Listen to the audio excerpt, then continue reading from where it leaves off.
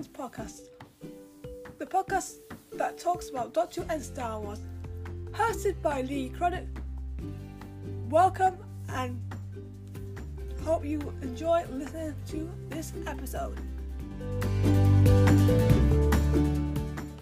Hi and welcome back to Fans and Jones. I am Lee, your host. Doctor Who has recently been consistent, not just with the six, but thanks to Jodie Whittaker's strong ending, where she hit every single one of those 4 last episodes. Shuey Gatwa and Mia Gibson have got a huge chance of continuing that run, and they also have made a big impact on me thanks to the trailers and the clips we've seen for the church on Reborn. It's definitely going to be an unusual episode this time around because I'm going to combine both the 6th shift chat and the preview for the church on Reborn in one episode. I haven't done this before, but it's Christmas and let's spread some festive cheer. Before I begin, you can click that subscription button and turn on notifications so you don't miss a video and to help support the channel, because I appreciate your support and I want to thank you all so far for enjoying the podcast. If you love this episode too, please like this video and comment below your thoughts on the Star Wars episode. So let's begin. This year has been a year of comebacks. Bo-Katan Kryze, Yamra, Paz Vizsla, Sabine Wren, and Ahsoka Tano. The 6th shift allows Thurston Giants to add Sophia Adana Noble, Kate Stewart, and David Tennant himself. Doctor Who was able to fight from the Dauntless and those leaks to put out a 3-for-3 hit rate, which is 10 episodes, 10 out of 10 for all 3 episodes. I want to focus on David and Catherine just for a minute. They both delivered when it counted. The standard was high this year. The Mandalorian, of course, was the biggest proof of that. But they did impress me in the end. I think their friendship is why I feel Russell T Davies should do that more than romance. Because when he does friendship, he gives everything a more big chance of doing well. With romance, he has not the best track record, and it does disappoint me to say that because he is a talent. But when he does romance with the Doctor Men, it lacks that jazz that I can see with Tennant and Fortuna. Russell, this is your chance to claw back. I think I've got an issue, and the series actually has an example of this. I feel transportation in the series was a good standard, but Lee has a problem, and I think it's a similar problem to what others have. I felt what they said when they were solving the Meta Crisis can feel a bit offensive when Donna explains about Doctor no longer being a girl. What Russell? No. It's a bit offensive, a little bit. I do understand you weren't attending that, like Chris Chibnall did with Yaffa Tolson, although he didn't think it through when Sasha Dawn was cast, and Sasha deserved better in that scene alone. Yasmin Finney also deserves better. That saying, Yasmin was the best part of the Star Beast. I think representation in Doctor has to stop avoiding these mistakes. I love strong representation. Star Wars, of course, has proved it, especially with Tamara Morrison, Ming-Na Wen, Rosario Dawson, Pedro Pascal, and they've delivered. Doctor Who, you need to do better with this. And this is why certain characters like Martha Jones have been robbed of doing well, as they would given the right material. So please, showrunners and writers, can you do better with this, please? Please, thank you. Ruth Malley was a personal favourite of mine in the 6th, as Shirley and Bingham. Iconic, sassy, and she corrects people. Good for her, Ruth, good for you. I think she's exciting. She's a fresh addition to the universe. Yasmin Finney is also a personal favourite as Rose Noble. I think she's unique, heartful, and has potential. I think Rose might stand out a lot more without the Meta Crisis thing. Russell, going forward, you can give us...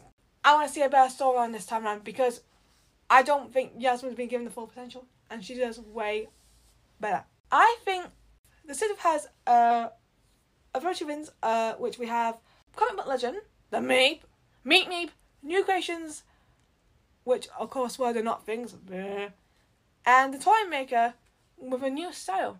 I think they were all up there, like Mandiverse villains, Moff Gideon and Grand Admiral Ronnie!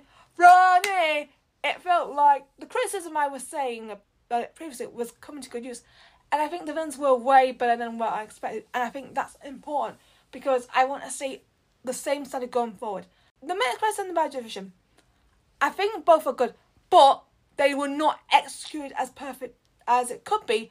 I do feel that I forget the whole Midlife Crisis thing sometimes. I think it has aged as far as it could, but I'm glad they fixed it urgently.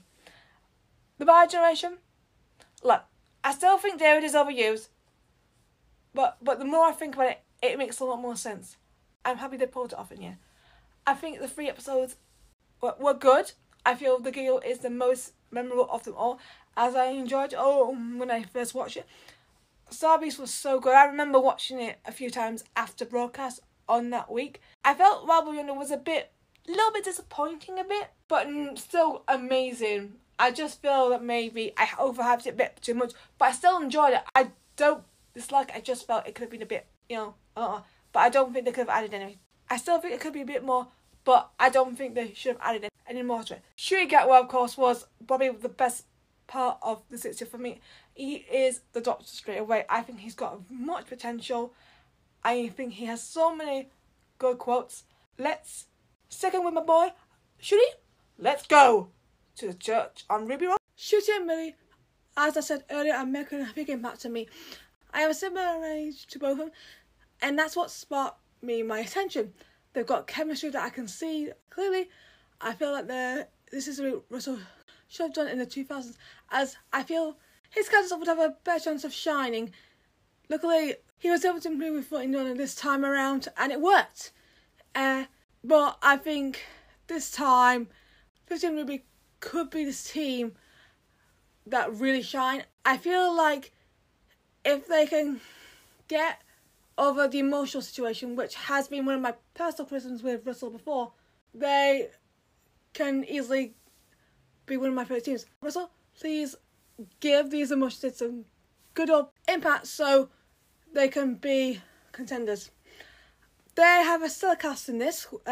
Anita Dobson, of course, Davina McCall playing herself, Michelle Greenidge, and Joe Winter. Plus, Mary Malone will be also in this episode. This is the second trans character potentially the show will have this year.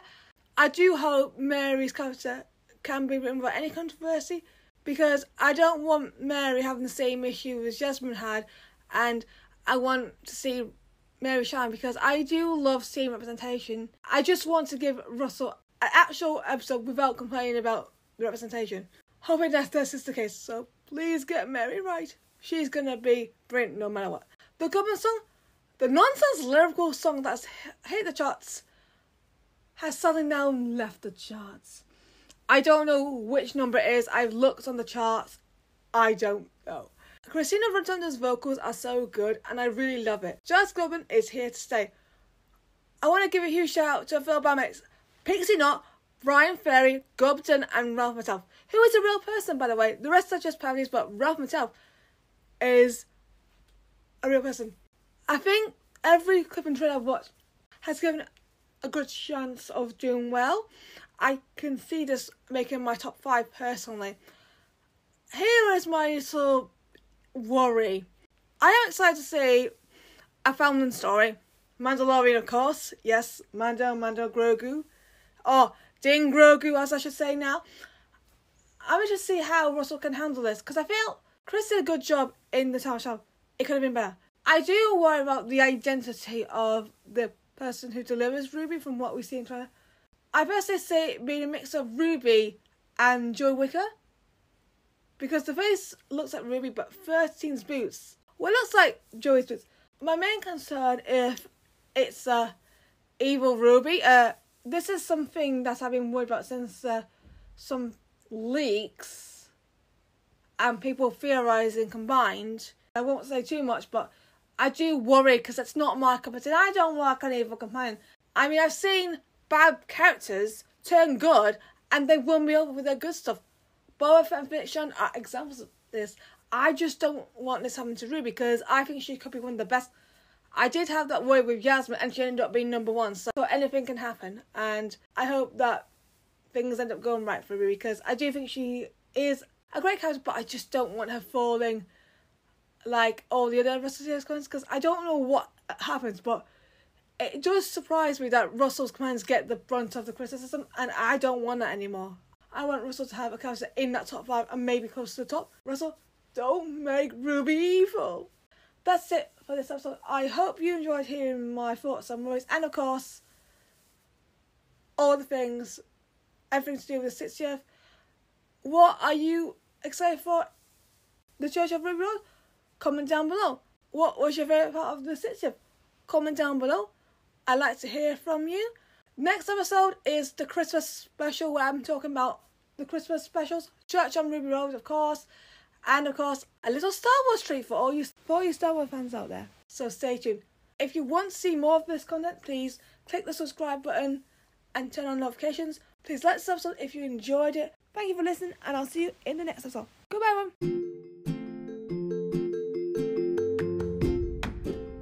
Thank you for listening to Phasma and Jarrins. Please get in touch at Phasma22 on social media. If you love anything I do, please subscribe to the Phasma and Jarrins YouTube channel. I hope you enjoyed listening to this podcast, and I'll see you in the next episode. Bye-bye. Thank you for listening to the podcast. Subscribe to Phasma and Jarrins and stay tuned for more podcasts. See ya!